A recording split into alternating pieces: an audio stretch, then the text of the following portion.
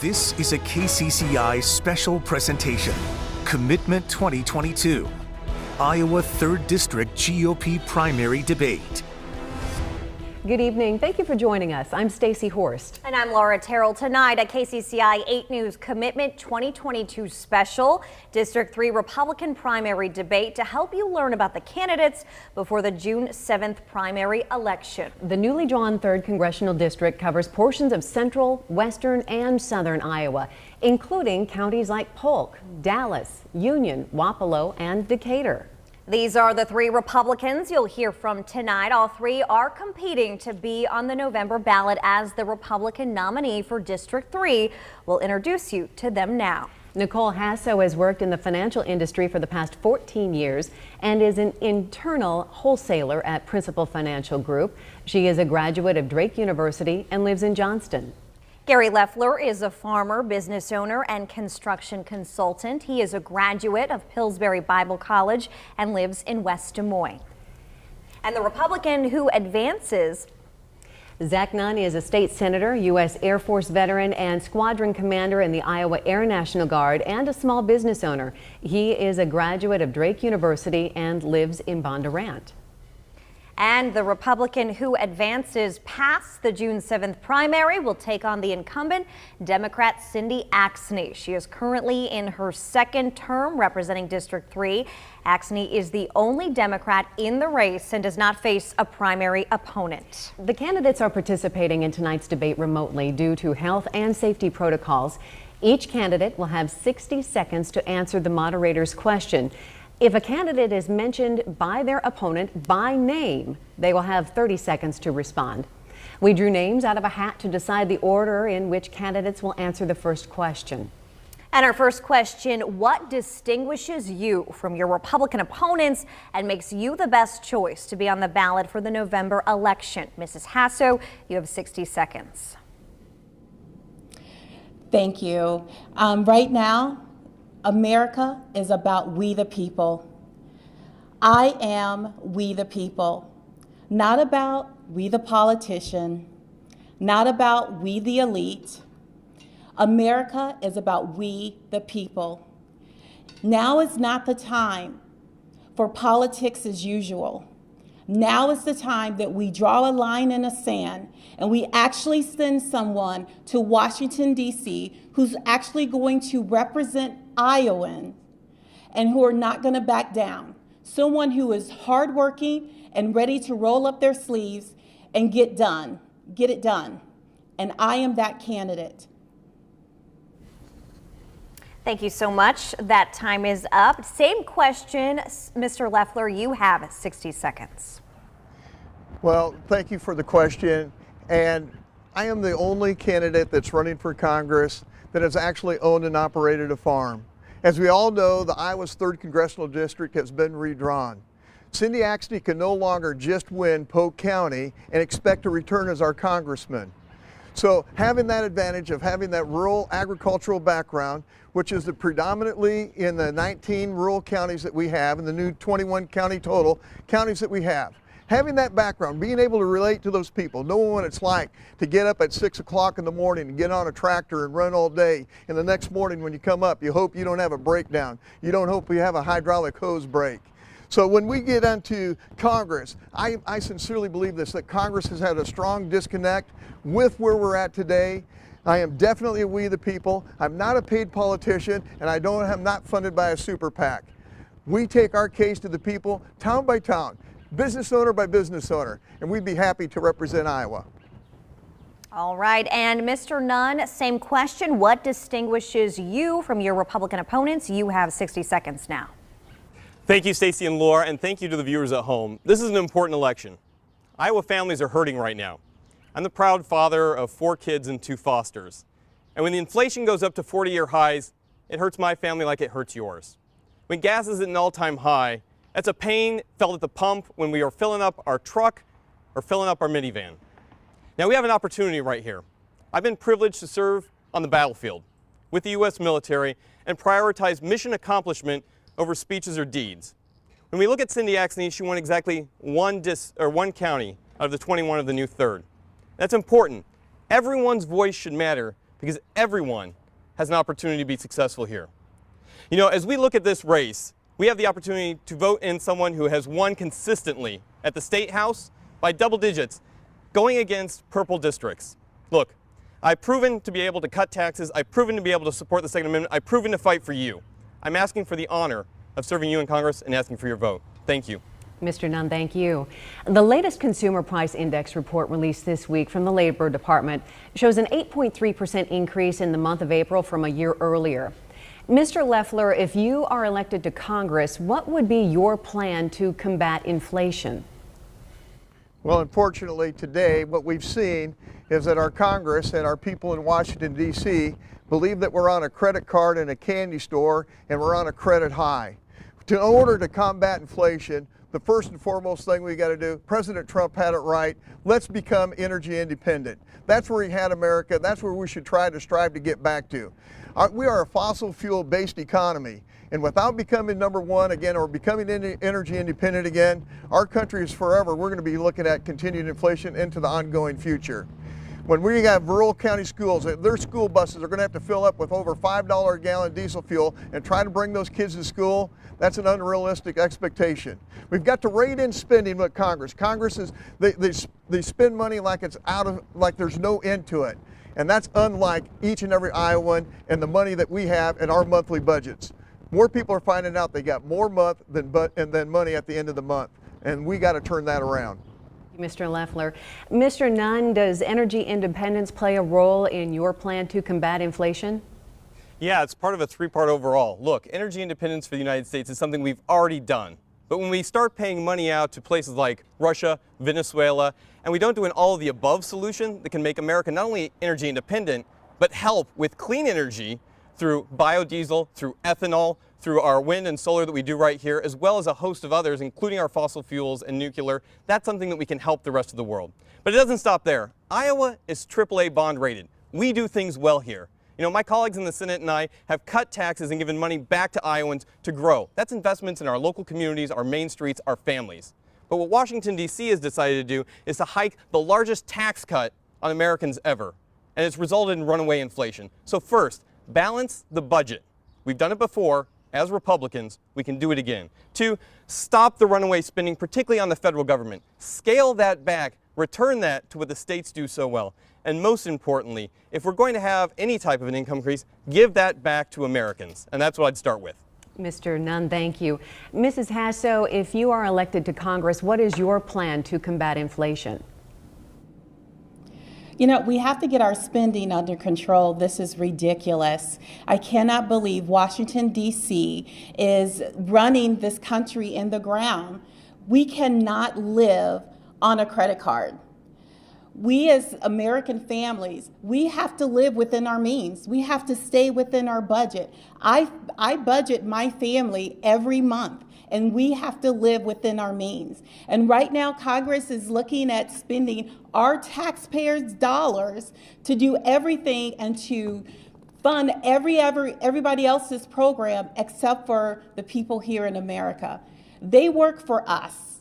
It's not the other way around. We don't work for you. You work for us. And it's we the people, and we have to bring that back. We cannot continue this out of control spending. We need to stop printing money, and we need to live within our means. Thank you. Thank you, Mrs. Hasso. If the Supreme Court overturns Roe versus Wade, each state will be able to decide abortion restrictions. There's been talk that Congress should enact a national ban on abortion. Do you support that? Mr. Nunn, we begin with you. Yeah, so I've long been pro-life. In fact, I'm the only person up here who has actually voted here in Iowa what the majority of Iowans believe: no late-term abortions. And when we look at Roe v. Wade, if this goes forward, this is something that was intrinsically supported under the 10th Amendment to give back to the states. The states have the ability here to let Iowans decide how we best protect life. You know, we've fostered 2 kids here, and it's really important to us that we recognize that all life is important, both the life of the child and the mother. But what we should not do is allow extremists in Washington, D.C., like the vote that took place this week, that would allow the federal government to kill a child up to the day of birth, and in some cases, even after. That's what's truly extreme. And the concern here is that what Roe v. Wade did if it moves forward with its rejection, is that the Senate and the House, and Cindy Axne has voted for this, would be terrifying for the health care of a child looking to be born in our country today. Mrs. Hasso, same question. There's been talk that Congress should enact a national ban on abortion. What is your take? You know, I have been the only candidate who raised my hand first in the last debate. All life matters, from conception to the grave.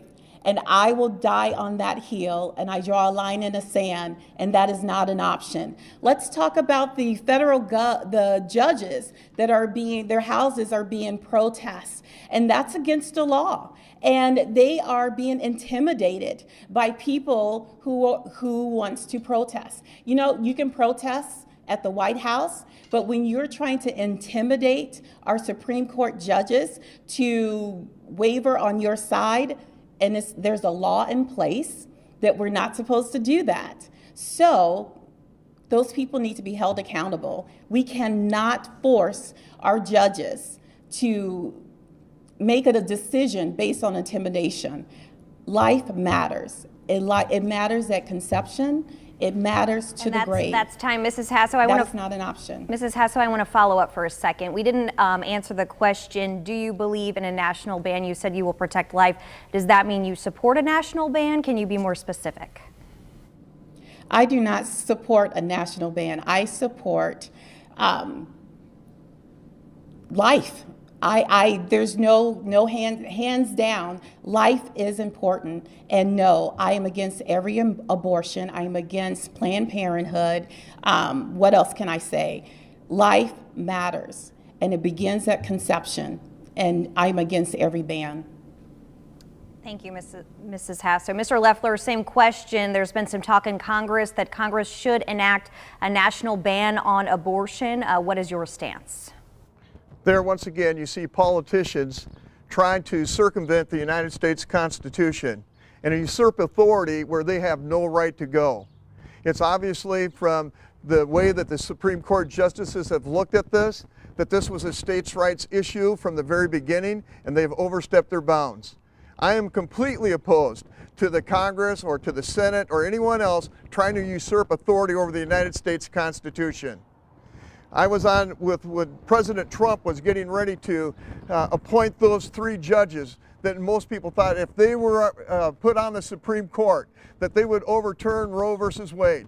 I felt it would prepare our country for a historical moment where the people of the United States would get the vote on this. People in the first time in the state of Iowa would have the opportunity to see something like that put on the ballot and let the will of the people be made known. Mr. Loeffler, thank you very much. We're going to stay a little bit of a follow-up here on the Roe versus Wade topic tonight. If Roe versus Wade is overturned and other restrictions on abortion are put into place, Mrs. Hasso, should Congress provide additional services or resources for women to carry pregnancy to term or to help deal with long-term health consequences for mother or child? You know, it belongs to the state, and when Roe versus Wade is returned to the states, it is up to the citizens of that state to elect officials to make that choice, to defend and to fight for every child, to look and see what is best for their state. It goes back to we the people. We the people are the ones with the power. We are the CEO of this country. People in Washington are just the managers. They are supposed to support and protect our freedom, and they are supposed to make sure that things are done in an orderly fashion and not put their fingers in every cookie jar and be involved in every aspect of our life. Women have been told lies. I grew up on the south side of Chicago where I saw 14-year-olds get abortions and how mentally that hurt them. We have to stop this. That is a child's life. Mrs. Hasso, that is time. Thank you. Mr. Loeffler, if Roe versus Wade is overturned or other restrictions on abortion are put into place, do you believe that Congress should provide additional services or resources for women to carry that pregnancy to term or deal with long-term health consequences for mother and child? Or do you believe that then also would be a state's issue? I 100% agree that that would be a state's issue. One of the things that we have forgot in this discussion is this. My daughter and her husband have tried to adopt for over 2 years now. And we need to go back and take a look at these adoption laws and how that people, you know, a lot of it has become clouded by attorneys and exorbitant fees. And so I believe in adoption over abortion. And we need to look for ways where we can step alongside and assist those people and help those people to be, you look at the foster care program today and how the state does help people that sponsor foster children, and maybe a program something similar to that in helping people to make those adjustments. What we really need to though is put that life is preeminent. There is no substitute for that God-given gift that is so precious that we call life. And anything that we can do to help those people, to encourage that process, we need to step up to the plate to do. Some of that could be church-orientated. Mr. Loeffler, just to clarify, do you believe that Congress then or the states should then provide additional services and resources to help women carry pregnancies to term or help cover the consequences for long-term health consequences for the mother and child? Just to be perfectly clear, and that is this. The federal government has stepped into people's lives too often and too much. And the more where the people actually have more of a voice is at the state level. That's something that should be directed at states where the people have more of a voice, where their vote matters most. So 100% go back to the states, keep Congress out of that. Okay, thank you, Mr. Loeffler. Mr. Nunn, does Congress have the role in providing additional services or resources for women to help them carry the pregnancy to term, or does the state have the role in that? Yeah, Stacey, this is impacting a lot of Americans. And first, let's respect the court's decision when Roe v. Wade is decided. And that goes for all Americans. You know, we hear a lot in the press on both sides that really tries to divide America. When the courts make their decision, we as Americans abide by it. And here's what's important. You know, we've had some wonderful kids together, my wife and I, but I'm the only one who's actually led at the State House to move forward in recognizing that mothers and baby deserve support the entire way through. And that's included everything that our governor has done so well to provide remote telehealth medicine for women prior to birth, including birth control, but also moving forward in a way that takes care of that baby as it's growing with mother. And what we've continued to do here in the state of Iowa so well is to help that child when it comes into our community to be able to get affordable child care, to be able to get that prenatal and postnatal assistance that it needs. That's a great role for the state. We should continue that, and the federal government should leave that over to the states to be able to be effective in that. Mr. Nunn, thank you. The current farm bill expires in September of 2023. Is the current farm bill working, and what should be in the next bill? Mr. Loeffler, we start with you. Well, I've been a strong proponent. I've talked to Ag Secretary Mike Naig about this. We're at a critical juncture where if Ukraine is not allowed to plant because of what the turmoil that's going on over there, and you have to look at Ukraine as being the Iowa of Europe. Right here in Iowa, if you were to go to any farmer meeting, the average age of a farmer today in the state of Iowa is almost 67 years old. The average farm in the state of Iowa is 362 acres. It's a mom and pop operation, hoping that their machinery will make it one more year. The current farm bill, and I've been a proponent of this, we have in Iowa right now, we have literally thousands and thousands of acres that are enrolled in a CRP program, which means the farmers get paid to let that land lay idle. Some of it is marginal ground, and so it's there for conservation reasons. But it's an opportunity now. As we see this looming in the future, we've got to get that ground open up. And we only have until June 15th, June 30th at the latest, to get some soybeans in there, to allow cattle to get on that ground. We need to address that. Mr. Loeffler, you mentioned Ukraine, but let's talk about the question, what should be in the next farm bill specifically? Can you clarify that answer? Next farm bill, as I alluded to, is this. We have an aging farmer population. We need to put in the farm bill an incentive program where younger farmers can get engaged in the process. because of the high land prices, because of the high fuel prices, because of the high input prices, we don't have any younger farmers coming up. And I've always have said this, one of America's greatest assets is this. We've always had the ability to defend ourselves, and we've always had the ability to feed ourselves. All right. If we don't have any replacement farmers, we're going to lose the ability to feed ourselves. Thank you so much, Mr. Loeffler. That's time. Now we go to Mr. Nunn. Same question. Is the current farm policy working? And what should be in the next bill? Thanks, Laura. We are a sixth-generation Iowa family. You know, we grow a row crop. My grandfather had sheep that we tended to as kids, and we know very much how important ag is, not just to Iowa, but we feed the entire world. And that's why I think the Farm Bill is so important to be able to backstop. You know, today, corn is at $8, soy's up to $16, but at any point, that could all change. And our farmers need to know that they have the back of the American population behind them because they've been feeding the world for so many years. Now, here's the other side of this, is that not only is the Farm Bill important, but that Democrats have declared war on Iowa ag. In fact, I've been talking with Ray Gassler and Elaine, and they talked about, you know, E15 that is helping create America's energy independence was arbitrarily by mandate restricted for almost 25% of the year.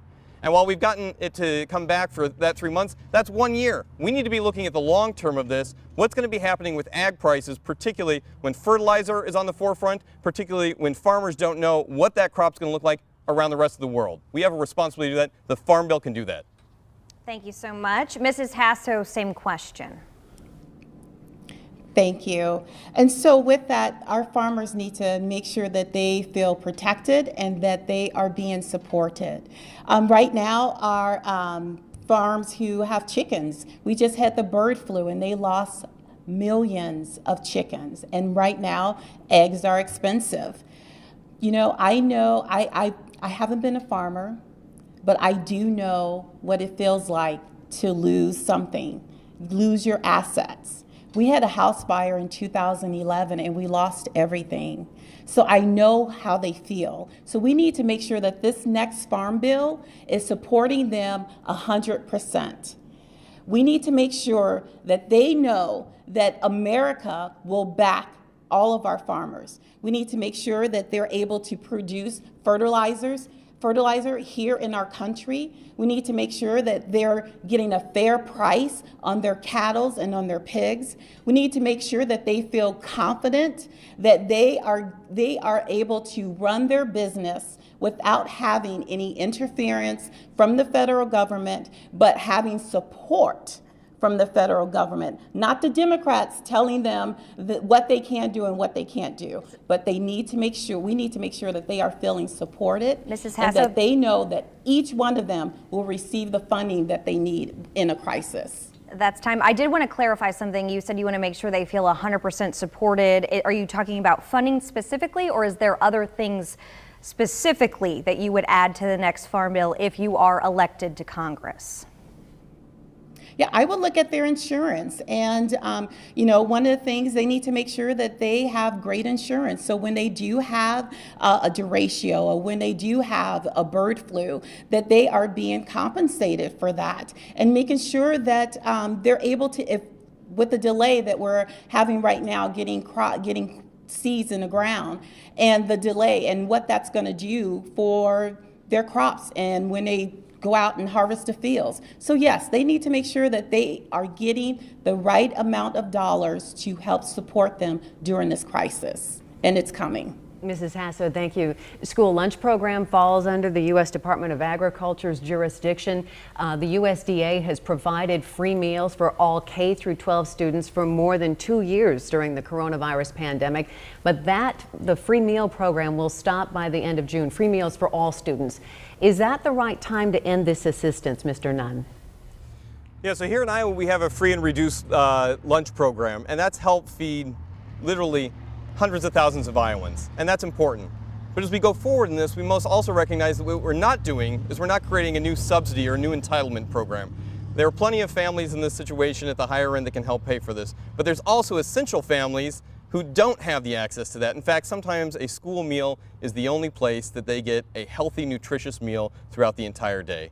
So what we are doing is we're looking at the State House what we can do for our very young kids from birth all the way up through 12th grade to be able to say, let's support that in the schools. But the schools also need to be a partner with that. And I'm grateful to say that many of our fantastic public, private, and homeschool programs have all bought into that. The other issue here is that we have a shortage going on across the nation. So it's not just putting it in, but when we talk about, dehydrated milk for women with independent children or families in need, that is an issue that the federal government should be addressing right now to be able to help those families who are in most need, and they've caused it with their supply chain backups. Mr. Nunn, thank you. Mrs. Hasso, the USDA has provided free meals for K through 12 students, for all K through 12 students during the pandemic. That program will be ending at the end of June. Is it the right time to end this assistance? You know what? I am a product of that. When I went to school, I was able to get free lunch because of my family situation and my mom's drug addiction. So no, I don't think that now is the time to stop that, because there are kids and there are families who are depending on us to continue this program. Right now with the supply chain, there are mamas out there that are concerned about feeding their babies. And right now, the federal government, this Biden administration, is doing very little to get milk back on the shelves. We knew that we were going to have this issue back in February. There was a whistleblower back in October who told everyone about that, but no one interviewed her and no one took her seriously. And now we're in the crisis that we're in today. President Biden, please do something to actually help the American people and not your own pockets. Mrs. Hasso, thank you. Mr. Loeffler, this question to you. The USDA has provided free meals for all students K through 12 for 2 years. Program ends at the end of June. Is it the right time for this program to end, or do you think, like Mrs. Hasso, that this should continue? That's a great question. And one of the things that has already been left out of this equation is this: why are we not calling local school boards? And let's see what the local school boards want to do. Too many times, the federal government, they preside over each, they want to send money, but it always has these strings attached. Janelle and I, we ran a camp for kids. And many times, that was the only time when those kids came to our camp that they got 3 square meals a day. So we understand the importance of children having the opportunity to have a square meal. I think it's a role that the federal government should or could participate in. But more importantly, here again we talk about big government want to infect itself, want to insert itself into what should be, let's let these school boards, hey, if they need assistance, let them ask for it. Why do we always have to impose the federal government and let them preside over each and every aspect of our lives? Let's empower these local school boards. That's where our local elections make the most sense. It's where they have the most input. Let's ask them. So just to be clear, Mr. Loeffler, you're saying the USDA program should end in June. Just to be clear, that's what you're saying? I'm saying it's something that should be looked at. It's a possibility, but let's include the local school boards in that decision before we say yes or no. That's part of the problem with Congress today. They want to make all the decisions, and they don't want to include the American people. They don't want to include people down there in Ottumwa, Iowa. They don't want to include people down there in Clarinda. They don't want to include people over in Dallas Center. Let's get what the people think. Let's ask the people what their needs are. Let's get back to how our founding fathers actually wanted this country to run. Mr. Loeffler, thank you so much. Well, our debate with the 3 Republicans running in the June 7th primary for U.S. House District 3 is just getting started. In our next half hour, the challenge of representing such a diverse group of people. You are watching a KCCI 8 News Commitment 2022 special District 3 Republican primary debate. We will be back in 90 seconds.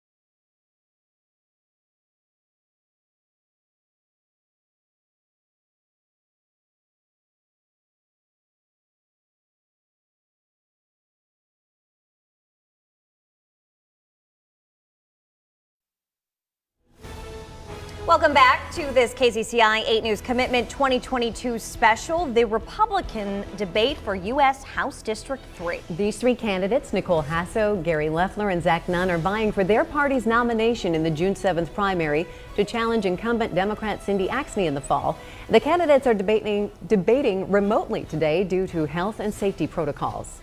The new District 3 will include some of the state's wealthiest counties like Dallas and Polk, and some of the lower income like Lucas and Wayne. The district is also split fairly evenly with registered Republicans and Democrats. So the question is, how will you represent the interests of Iowans on both ends of the income and political spectrum? Mr. Nunn, we begin with you. Hey, thank you very much. So you're absolutely right. The new 3rd district is pretty exciting. Not only does it include my home county of Polk, but it includes a lot of the area that we have led when we've been in the State House. We were out in Perry just recently talking with folks there about what was important on the manufacturing side, down to Decatur and Ringgold on what's happening on farming. The important aspect here is that we were the only candidate that got out and got certified in all 21 counties. And here's why that's important. Every voice in this race matters. Whatever your background, whatever your income, whatever your county, you should get to have a voice in it. I've been very proud when we have been a state senator to be able to win in purple districts by double-digit margins. And that's because we go out and talk with folks. My family and I knocked on over 10,000 doors. And when you talk with people, you ask them, what are your priorities? And it's not a Republican or Democrat. It's, I want to be able to take care of my family. I want to be able to send my kids to school. I want to be able to have a voice in that. And I want to be able to protect my rights. That's something that we have done repeatedly as a state senator and a representative. It's something I want to do here, take care of all the counties, not just one, which is exactly what Cindy Axne has only been focused on for her last 2 elections. Mr. Nunn, thank you. Mrs. Hasso, same question. How will you represent the interests of Iowans on both ends of the income and political spectrum? Thank you for the question. And you know what? I can relate to the people in Wayne County, Davis County. I've been to all 21 counties. I've had the opportunity to sit at kitchen tables and have conversations with people. And that is the most important thing that we can do as a candidate.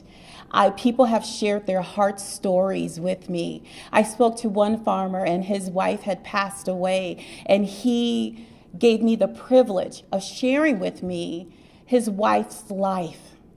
I sat down in Wayne County, and a gentleman came up to me after I spoke, and he said, "Thank you. You are truly an answer to my prayer." You know, I grew up on the south side of Chicago where my family didn't have much. I attended Drake University, and I didn't even have an address to write down on my application to apply for additional scholarships. So I can relate because I am truly living my American dream. Mrs. How Hasso, far I've come, and I'm fighting for all of our children to live their American dream. Thank you so much. Time is up. Mr. Loeffler, your turn. How will you represent the interests of Iowans on both ends of the political and income spectrum? You know, when you grow up and you're working on the farm and you wake up each and every day and you put in a hard day's work and you go in and you just are right there with the men and women that are everyday working Iowans. Today we had a forum over at the machine shed today, and I got done with that and I changed my clothes and I went over. We're pouring 30 yards of concrete over in Southeast 14th Street. We have a Hispanic crew that's over there, and to work with those guys, that relatability, that connectability, no matter where I'm at in life, that's one of the things, that's one of the trademarks of Gary Loeffler, of working with each and every person and helping them to achieve their American dream. Doesn't matter, I'm sure I've had a number of business dealings with Democrats, and you know what?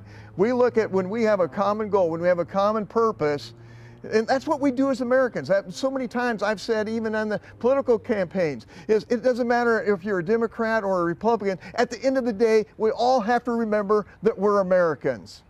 Thank you, Mr. Loeffler. We will now ask each candidate a question specific to them and their campaign. Again, they will have 60 seconds to respond.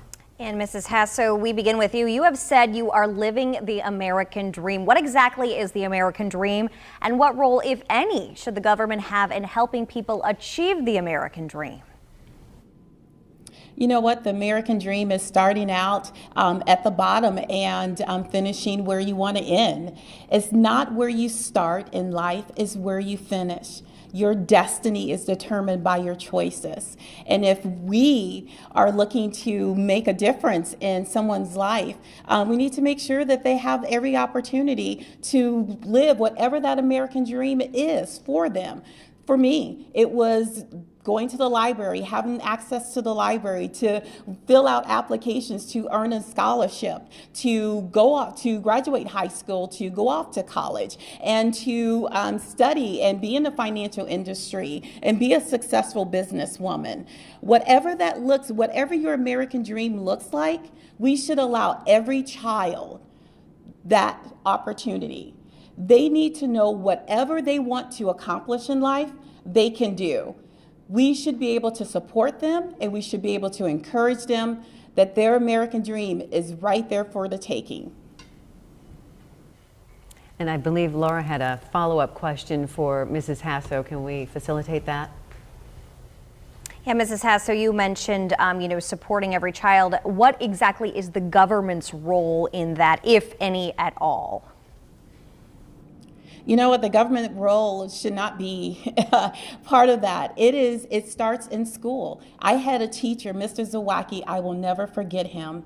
And he challenged me. He didn't lower the bar for me, but he challenged me to do better. And you know what? I rose to the occasion and I did better. I had an accounting teacher who, at my high school, they only offer accounting 1 and 2. And you know what he did? For my junior and senior year, he came in to teach us, and there was about 10 of us, accounting 3 and accounting 4. And he made sure that we understood what was going on. And he was there day after day after day encouraging us. That's what we need. I am a fired up mom, and I'm tired of people trying to lower the bar for our children. It is time that we stand up and we teach them and not indoctrinate them. Teach them the basics and stand beside them and let them know that their American dream is achievable. Mrs. Hasso, thank you. Mr. Loeffler, you were in Washington, D.C. on the day of the Capitol riots, but you weren't part of the crowd that stormed the Capitol building. You have said that you were in Washington for the right reasons on January 6, 2021. What exactly do you mean by the right reasons? Well, that day was in many ways, it was a great day in America. I know a lot of people, they want to label it and call it something else. But on that day, there was 1.2 million people that were there exercising their First Amendment rights, their freedom of speech, to say that, hey, this is, and when you're walking down Constitution Avenue, if you look over to the right, it's Arlington Cemetery. And underneath the hood of my tractor are the 14 names of men and women in our family that have faithfully served our military, including our son, Major Ryan Loeffler. And so we look at this as an opportunity to express ourselves, and somehow the Black Lives Matter, when they were in Washington, D.C., doing millions of dollars of damages, that was encouraged by the Vice President of the United States. That was called okay. And so when we were there and we saw what we saw, and I said, you know what? When you got people with their kids and their families pushing a stroller down Constitution Avenue, somehow that got left out of the news, and it wasn't right. Mr. Loeffler, would you say the folks who went into the Capitol, who were rioting in the Capitol building, were there for the right reasons, and that was okay as well? You know, the people that went into the Capitol building, let's put that in perspective. If you have approximately 1.2 million people that were there that day, and approximately 700 people have been arrested, those people that went into the building, they broke the law, they should suffer the full consequences of the law. But if you take the 700 people into the 1.2 million, you get like 0.00004% of the people did the wrong thing there that day. And too often that's been the story, instead of the 99.9999% of the people that are there for the right reason. So I challenge the narrative of what happened there that day. When you went on the backside of the Capitol that day, people were singing God Bless America. People were singing the national anthem. People were joined in circles and praying for our country. But that never got reported. That's wrong. Mr. Nunn, next question is for you. You have been representing Iowans in the state legislature since 2014. How would you serve the people of Iowa any better if you are one of 435 members in the U.S. House of Representatives, as opposed to being one of 50 at the Iowa State House? Well, thank you. When we serve in the State House, we get to see our community, and we have been out there every time when we look at the campaign trail now here in the new 3rd. There's important things that we've done in the State House here. We've given Iowans the largest tax cut in Iowa's history, twice. We've taken care of those who are retirees and eliminated their taxes altogether. Most importantly, we have invested in our communities through things like we've done with broadband. Now I'd like to be able to take that to the national level. This past year, the Biden administration pulled out of Afghanistan on an international stage, leaving thousands of Americans behind. And we, through volunteers as veterans, were able to get together and fly missions into Mazar Sharif and save thousands of those individuals who had fought for decades with the United States. And many of them are here in our communities now and have made it wonderful. I think we have a background and a service attitude that says we can do more for the national community and the international community as well, because it has an impact right here at home. And that's why when we first ran, it was always community first. And when I go to Congress, it's going to be community first across the board. So how specifically, to get more specific, would you serve Iowans if you are a member of Congress? Yeah, so I think there's a couple of things that we need to do immediately. First is what it's impacting families here in our community. It's the runaway inflation. It's the idea here that the government needs to spend less. It's the defund the police model that's coming out of Washington, D.C., which tragically we have lost lives in our larger community across the United States due to gun violence. But that's not the gun, it's the extremist elements that use that weapon. I've been a strong supporter of Second Amendment rights right here in Iowa, but I've also been a strong supporter of mental health and taking care of people. We need to be able to do this at the national level and stop this extremist discussion that's going on and get some pragmatic leaders.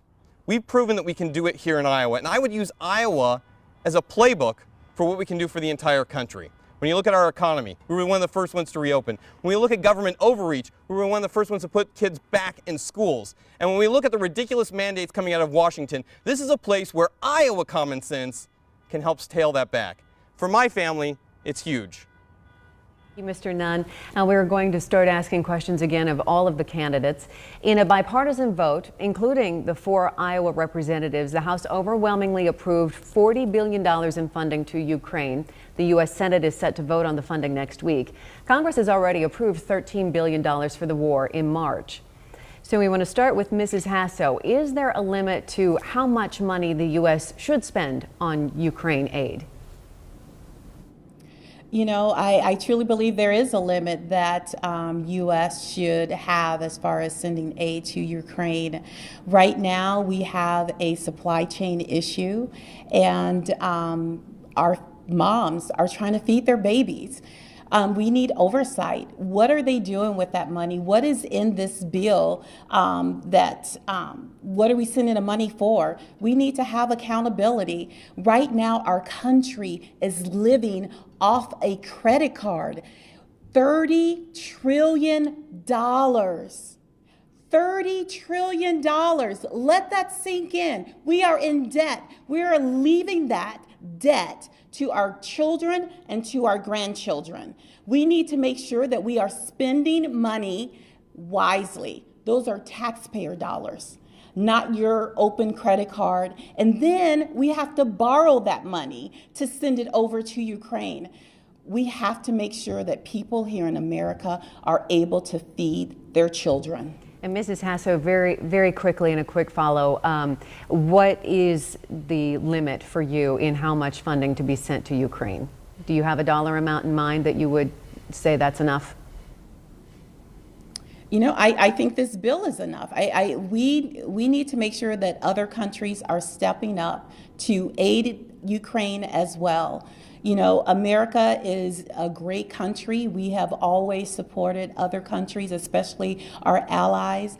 But right now, America is in a crisis. When I think about our borders and what has come across, we have guns, we have drugs, our kids are dying from overdose and fentanyl, we have human trafficking, slavery is happening here on our soil. I don't know about you, but I remember the day 9/11 happened and where I was and how I felt. I remember the day when the Boston Marathon bombing happened, where I was and how I felt. And right now, we have no idea who is in our backyard.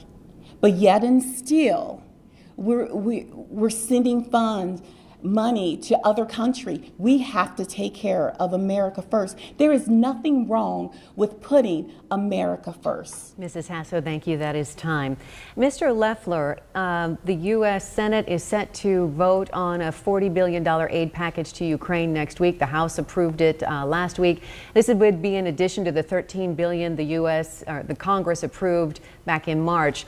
Is there a dollar amount? Is there a limit on aid that the U.S. should be sending to Ukraine? And if so, what is your dollar amount? Well, this is, again, the definition of insanity and exactly what's wrong with Congress today. Up until April 22nd, the United States of America was buying 675,000 barrels of oil from Russia. At the same time, we were sending the Ukraine $18 billion. So in essence, we were funding both sides of that conflict. And that's how screwed up things get in Washington. Congressman Chip Roy took to the floor the other day when this $40 billion package was being rolled out. And he said this. I thought it was very insightful for a member of Congress to say this. They got the bill at 3 o'clock. They hadn't had a chance to read the bill. How would you know if you're going to vote no or yes on a bill? Sidney Axne's formula and Nancy Pelosi's formula has been this. Vote on it and you can read it later. How can we fund what's going on there and say the security of Ukraine is more important than our own border? My son, who's preparing to be deployed to Poland. Could I get a little more time to finish that up? I think we need to move on, but Okay. just to be clear, all 4 members of the Iowa congressional delegation in the House of Representatives did vote to approve this $40 billion in funding to Ukraine. So let's move on to Mr. Nunn. Same question to you, sir. Is there a limit to how much money the U.S. should in aid be sending to Ukraine? What is your dollar amount? You know, I have flown with young men and women in combat operations around the world, and we've flown missions against the Russians. They've engaged us, they are aggressive, they do not back down. The United States has a responsibility to stand up to autocrats who would invade a sovereign country and commit war crimes against innocent civilians. Let's be very clear on this. This administration had the opportunity to weigh into this well before we got to this conversation on how much money should we spend. They had the opportunity 3 times that there was an invasion about to happen and did nothing to deter the Russian Federation. Now, this bill specifically, Cindy Axne has said yes to Nancy Pelosi 100% of the time, and so that's no surprise. But in talking with the delegation, I believe there needs to be oversight of any bill that provides additional funding to Ukraine. More importantly, we have the ability to deliver real weapons right now, not billions of U.S. tax dollars, to Ukraine. MiG-29s out of Poland, surface-to-air missiles from Eastern European states. That's what the Ukrainians are asking for. Let's give them that and let them protect their civilian population. All right, and one more time, just to be clear, all 4 members, all 4 Iowa representatives in the U.S. House of Representatives, that's 3 Republicans and 1 Democrat, did vote to overwhelmingly approve $40 billion in funding to Ukraine. Well, That's the great part here. You know, I've been in the House in Iowa and I've been in the Senate in Iowa, and it's important that we have 2 chambers here. And both our U.S. Senators, Ernst and Grassley, are strictly looking at this bill in the sense of we can't blast $40 billion. That's the amount of money we spent in Afghanistan in the last year before the administration hightailed it out of there and left billions of dollars behind. There has to be oversight of these type of bills. You know what? You wouldn't write a $400 check to a family member and have no oversight what they're doing if they're in need. The Ukrainians are a steely resolve. We should be there to support them, but there has to be clear guidance on where that money's going. And in this bill specifically, I'm glad that the Senate is looking at putting some caveats in there before anything gets signed. Most importantly, let's stand up to Russia today, because an autocrat in Russia that is unchecked becomes a China that is unchecked in Taiwan, or a Tehran that becomes unchecked against Israel. America first means standing up for our national interest around the world. that is time. Thanks, Mr. Nunn. Well, next we are going into what we call our lightning round. We'll ask you quick questions. You give us a quick answer. All right, here we go. We're going to start with our first question. What is your favorite Iowa food? And we'll start with Mrs. Hasso. You know, I was down in Casey, Iowa, and I had their chicken wings, and that would be my favorite food, chicken. Mr. Leffler, what's your favorite Iowa food?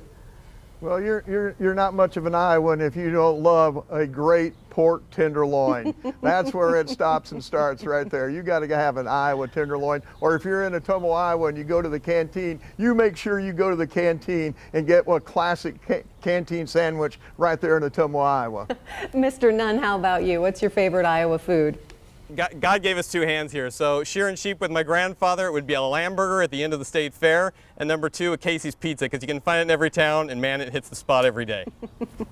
Perfect. Well, next question, best advice you've ever received? Mrs. Hasso, we'll start with you. Okay, the best advice I've ever received, always do the right thing even when no one is looking. Mr. Leffler? Best advice I ever received was pray early, pray often, let God lead your life. And when you do that, I believe in God, family, country, and that's the best advice I've ever received, and I try to each and every day live by that. Mr. Nunn, best advice you've ever received? You know, I think it was from my wife on our wedding day, and it came up and it said, you know what, do everything as if you were doing it for that other person. So be that other person and make their life the best it can possibly be. We've tried to do that with our kids, we try and do that in our community, and I'm blessed that she's much better at it than I am, so thank you. Some fun answers. Well, now it's time to start wrapping things up. The candidates do now have the opportunity to make closing statements. Each candidate will have 1 minute to do so. We drew names out of the hat to determine the order. And we are going to begin with Mr. Leffler. The challenge that we face in Iowa's 3rd Congressional District is number one and first and foremost is defeat Cindy Axtee. She's taken money from groups that say, let's defund the police. First and foremost, we got to have a congressman that, you know, a couple weeks ago, just a week ago Friday, I found myself at the Iowa Police Memorial event. And just not saying these words, but actually going to places where you support people. Showed up in Prairie, Iowa early to pray for that police chief that was shot. With out at Camp Dodge, the veterans know this. Gary, we call, you haul, and that's how I operate my life. Is in working for people in the 3rd Congressional District, it's not something that we just do, it's a passion with me. And we need a congressman that will serve Iowa's 3rd Congressional District with a passion that never stops, that never grows tired, never grows weary. So let's get this ball across the goal line, and let's take that tractor out to Washington, D.C. and park it right in Nancy Pelosi's spot. Mr. Leffler, thank you. Now to Mrs. Hasso, you have 60 seconds. Look, I'm not a politician. I am a hardworking Iowan. I am a mother.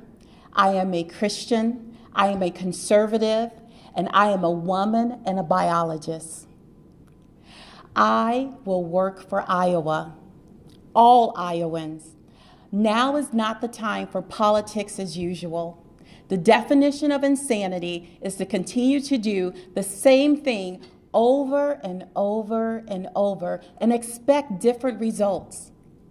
Our children, education is on the line. Our economy is on the line. Our border is on the line. Our babies is on the line. We have listened to the media separate us and tell us not to like each other. And let me tell you, Iowa has such a rich history, and we need to embrace it and love it. So I'm asking for your support. I'm asking for you to vote Nicole Hasso on June 7th, and I will fight for all Iowans. Thank you, Mrs. Hasso. That's time. Mr. Nunn, your closing statement. Well, thank you. You know, right now, families across Iowa are hurting. There's a number of them who are deciding whether they can actually feed their family this weekend. There's a number of people who have retired who are watching the wealth they've accumulated over their lifetime evaporate. There's a number of young people who don't know whether they're ever going to even have the opportunity to buy that first home. You know, 16 months ago, the economy looked pretty great. But under this administration, it's been thrown into reverse, going GDP down for the first time in almost 20 years. We have historic crime rate that this administration has said consistently we won't support our men and women in law enforcement. If we are looking to change things in Washington, D.C., it starts right here in Iowa's 3rd. And that can only happen if we beat Cindy Axne. Now, I've been honored to serve you on the battlefield. I've been honored to lead in Iowa's State House, and I have consistently beaten Democrats in purple districts. I'm asking Republicans, independents, even our Democratic friends, let's hold this administration accountable, move America forward. I'm Zach Nunn. I'm asking for your vote. Thank you very much for all you do for Iowa. Thank you, Mr. Nunn. We want to thank the 3 Republican candidates for U.S. House District 3 for their participation in tonight's debate. Nicole Hasso, Gary Loeffler, and Zach Nunn will be on the ballot for the June 7th primary. And for Iowans wanting to vote absentee in the primary, the first day for that is coming up. It's this Wednesday, May 18th. If you want to watch tonight's debate again, you can do so on KCCI's very local app, available for download on Roku, Amazon Fire TV, and other platforms. And stay up to date on all the major races for June 7th with our extended Commitment 2020 coverage. Just go to kcci.com/Iowa Primary 2022.